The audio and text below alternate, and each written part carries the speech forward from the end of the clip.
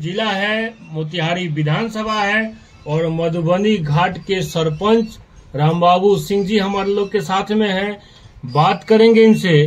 सरकार की बहुत सारी योजनाएं है जो मठ मंदिरों को सुरक्षित रखना है, उनकी जमीनों को सुरक्षित रखना है। मठ मंदिरों को जीर्णोद्धार के नाम पे करोड़ों रुपया सरकार खर्च भी कर रही है, लेकिन मधुबनी घाट के सरपंच श्री रामबाबू सिंह जी बताएंगे कि यहाँ पे एक जो मठ है जिसके पास लगभग 32 एकड़ जमीन था, आज क्या स्थिति है उस मठ की और कैसे भूमाफियाओं ने उस मठ की जमीन को बेचने का काम किया है और मठ का नामो निशान मिटाने का काम किया है। पूरा बात इन्हीं से विस्तार से हम जानेंगे। बहुत बहुत स्वागत है आपका हमारे चैनल पे। मैं रामबाबू सिंह, सरपंच ग्राम कचहरी मधुबनी घाट का हूँ।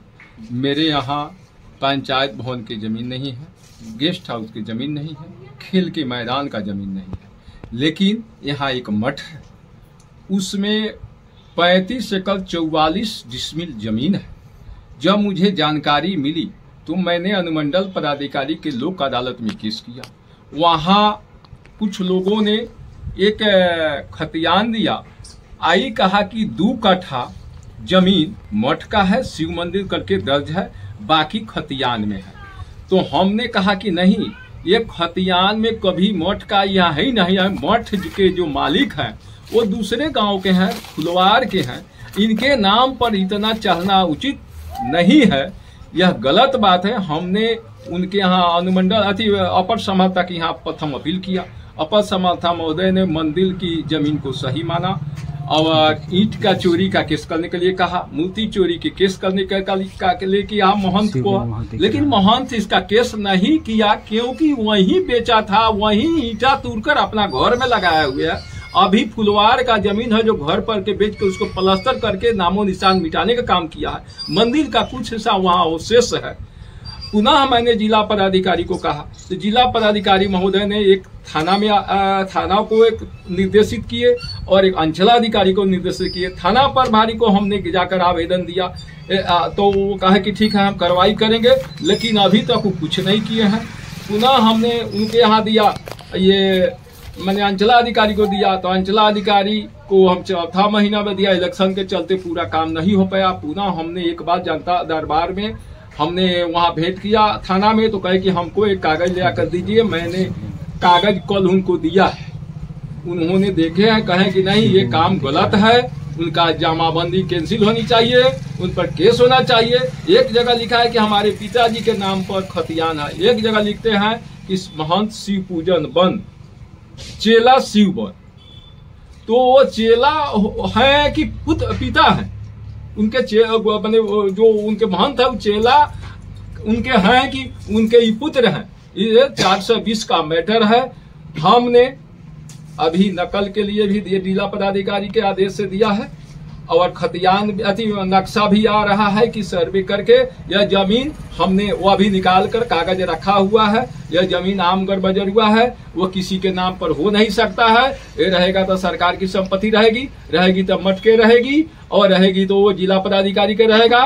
मैंने इसी तरह हबीब नर्सरी का केस फाइल किया था माननीय उच्च न्यायालय में, उसमें डीएम साहब पर कंटेम्प्ट हो गया था। डीएम साहब हमको बुलाए तो रिवीजन में चला गया। ये भी केस उससे वाइटल है।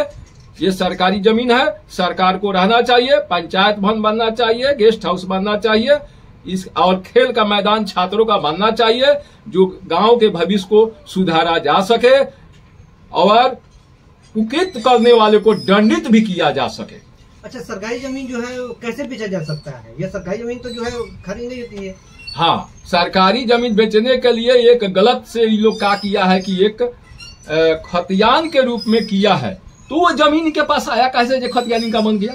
ये तो 4 नहीं होती है। सरकार आम घर में जरूर जमीन किसी के नाम पर बंदोबस्त नहीं होता है। ये होता है विशेष परिस्थिति में डीएम का दिया है घर बनाने के 1 डिसमिल 2 डिसमिल दे दे, लेकिन इतना 35 एकड़ 44 डिसमिल एक आदमी के नाम से हो, ये सरासर गलत है।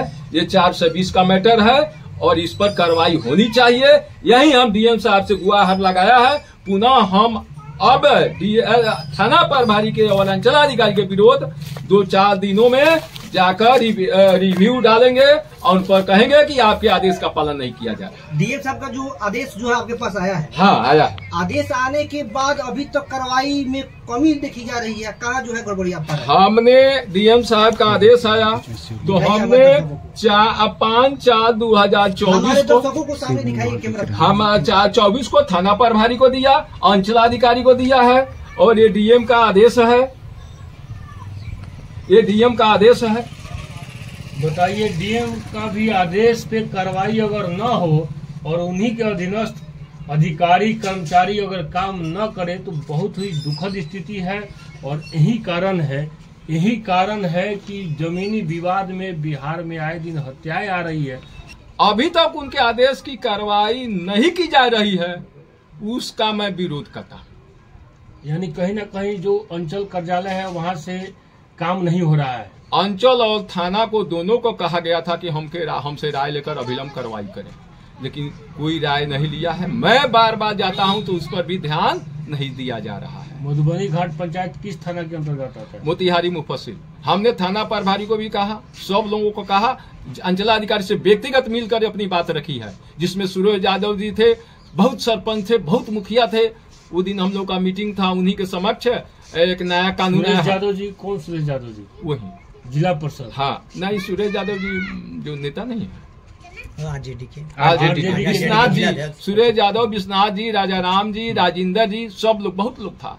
हमारे में जिला परिषद के सदस्य भी थे हमारे, दास जी, सारे लोग के साथ हमने को जानते हैं और वो लोग भी चाहते हैं कि समस्या का समाधान हो, मठ का जमीन वापस मिले, ताकि उस पे जनता के हित में जो भी निर्माण हो सके। हम वही चाहते हैं कि मठ की जमीन है, मठ के रहे और मठ के काम में आवे, और न ही ये लोग दिक्कत करे तो सरकार इस जमीन को ले, सरकारी अपने स्तर से काम करे। 35 एकड़ जमीन।